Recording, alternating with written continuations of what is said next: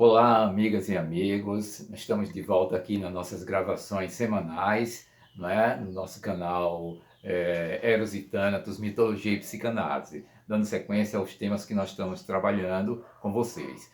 Nós temos feito nesses últimos vídeos postagens trabalhando a questão da montagem do inconsciente e vamos seguir com esse tema, não é? O tema de hoje será a respeito de como Freud articulou esse conceito de inconsciente e o desenvolvimento que ele fez para isso, tá bom? Então, nós falamos nos vídeos anteriores, dentro dessa temática, da questão do que dissemos de três momentos fundamentais dessa montagem. O primeiro, o projeto para uma psicologia científica, onde ele propôs lá uma temática sobre aparelho psíquico. Ele ainda não falava especificamente de inconsciente, né, mas ele montou a ideia de um aparelho psíquico, né, e em torno de feixes de neurônios, que era um elemento que ele trabalhava enquanto pesquisador da Universidade de Viena, né, com histologia. E, posteriormente, ele vai desenvolver o que vai se chamar de primeira tópica e depois segunda tópica. Na primeira tópica, ele começa a desenvolver isso logo em seguida ao projeto, porque em 1895, o ano que ele formulou o projeto, embora não tenha publicado, né, ele propõe o conceito de inconsciente em um outro texto, como eu já abordei para vocês, né, que é no estudo sobre histeria, que ele escreve lá com Joseph Breuer, e na parte dele ele propõe pela primeira vez esse tema, né?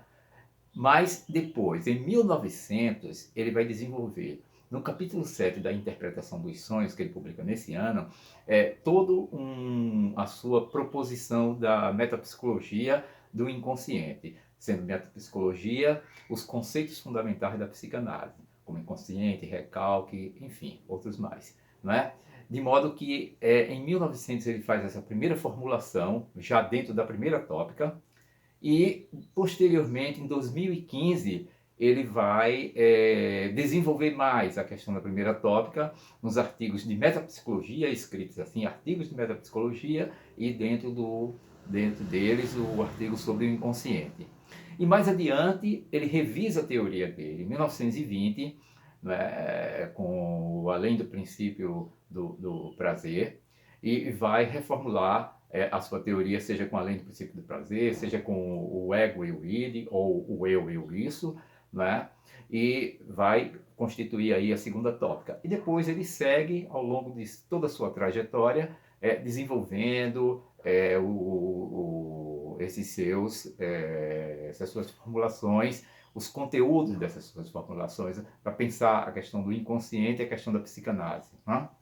Bom, então nós falamos nos vídeos anteriores sobre o projeto, e hoje eu quero falar um pouco para vocês sobre a primeira tópica, tá? Como é que ele desenhou a primeira tópica. Mas antes, convidar vocês para se inscrever no canal, dar o like nas postagens, seja nos meus vídeos, seja nos vídeos de Sérgio, se vocês gostam, se vocês acham interessante, fazendo comentários, observações, questões, críticas, que nos ajuda aí aprimorando o nosso canal, né? Dá o like novamente, assim, porque isso é importante para a gente do ponto de vista da divulgação do canal.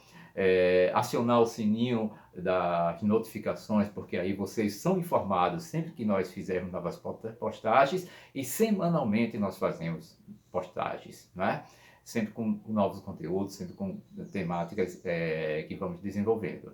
Bom, então, feito isso, pedimos essa inserção de vocês, que ela é muito importante para nós. Aí vamos retomar a nossa temática, né, que é a primeira tópica do inconsciente. Bom, o que é que vai demarcar a primeira tópica do inconsciente? Propriamente o conceito de inconsciente de Freud. E como é que ele vai desenvolver a partir daí? Bom, Freud vai desenvolver esse conceito, primeiramente, de uma forma que chamamos assim mais substantiva.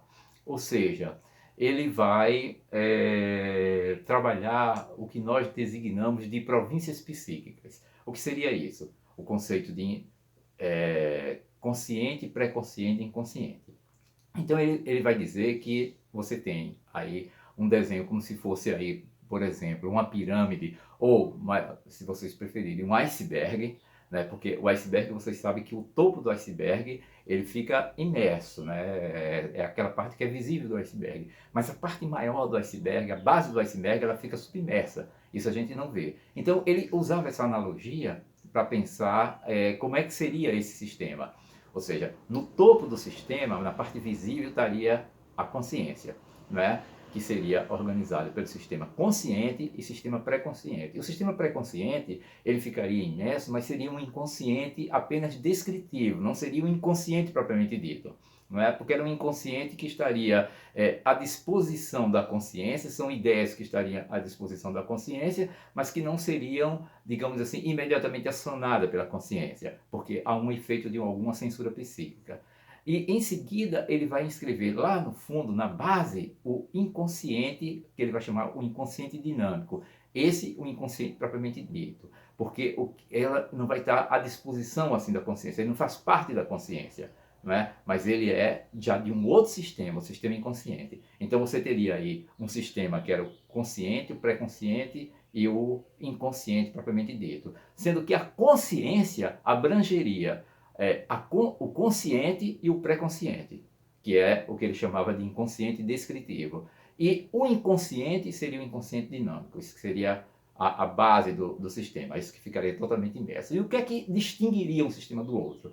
É que as representações em torno desse sistema se distinguiria pelo fato de que entre o consciente e o inconsciente haveria um processo que já chamamos de recalque, ou seja, o recalque opera, o recalque secundário, né? O recalque opera no sentido de apartar as representações de um sistema para outro, ou seja, aquelas representações, ideias, pensamentos que pudessem causar mal-estar no consciente e na consciência, causar dificuldades para os sujeitos, enfim, memórias que trouxessem elementos traumáticos e que, consequentemente, produzissem no sujeito situações de desconfortos e até de descontrole, o sistema se defenderia através do processo de recalque. E o recalque, ele agencia através de mecanismos de defesas que fazem com que essas representações, esses pensamentos inconscientes, eles não emerjam o tempo inteiro para a consciência,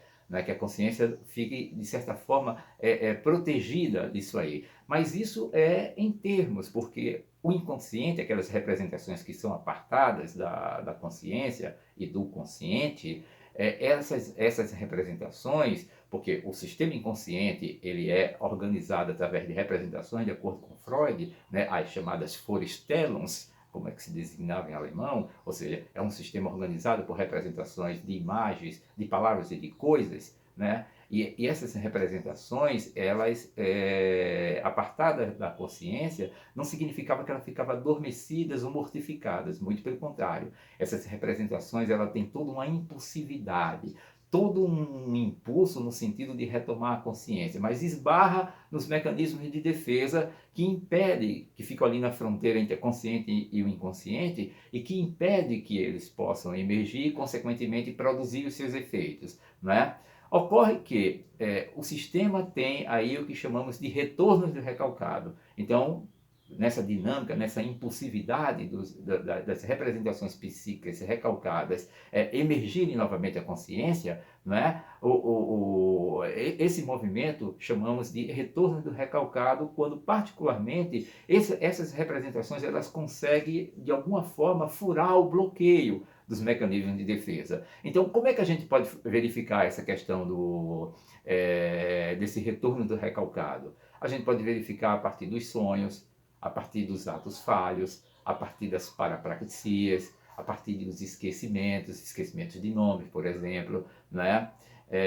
A partir dos sintomas. Essas são formações chamadas de retornos do recalcado. É quando essas representações retornam na consciência ou se converte e faz mecanismo de conversão no corpo da gente e a gente não percebe quais são as suas origens, porque as origens delas são origens inconscientes, não conscientes, mas elas podem se situar tanto a nível do pensamento consciente, de acontecimentos da vida psíquica produzindo sintomas aí, como a nível do corpo. Citando um exemplo, por exemplo, como é que Freud começa a detectar isso, investigar isso? A partir, por exemplo, da histeria, né, da clínica da histeria. Essa é a primeira grande clínica de Freud, do ponto de vista de sua experiência de psíquica, né, e do movimento que ele faz de ir saindo, se deslocando do laboratório para o espaço da clínica. Né? E esse movimento dele, né, quando ele sai propriamente de ser basicamente um pesquisador para adentrar na clínica e trabalhar na clínica, ele vai começar a contactar com essa clínica muito especial, que é a clínica da histeria. E a clínica da histeria permitiu a ele visualizar essa questão, ou vislumbrar essa questão dessas representações recalcadas. Porque o que é que acontecia? As histéricas, geralmente, elas denunciavam um sofrimento no corpo delas, não é? Por exemplo, perdia os movimentos dos braços, os movimentos das pernas, apresentava cegueiras e constituía outros sintomas, outras manifestações, convulsões, desmaios, às vezes até aquelas chamadas gravidezes psicológicas, quando a pessoa desenvolve todos os processos de uma gravidez real, mas, no entanto, o objeto da gravidez, o embrião, ele não existe. Né? Tudo construído a partir do imaginário, da fantasia desse sujeito. Mas, no entanto, tem uma manifestação como tal. Até muito próximo de Freud, né, essas manifestações eram tidas como simulações. Posteriormente, um médico psiquiatra francês, Jean-Martin Charcot, no Instituto Salpêtrière, detectou que isso, na realidade, não eram simulações, mas manifestações que ele reivindicou que fosse pensada pela medicina na categoria de sintomas. E Freud vai estudar com Charcot, passa um tempo estudando Charcot, se interessa por esse tempo, porque ele já vinha trabalhando com essas questões na clínica dele, não é?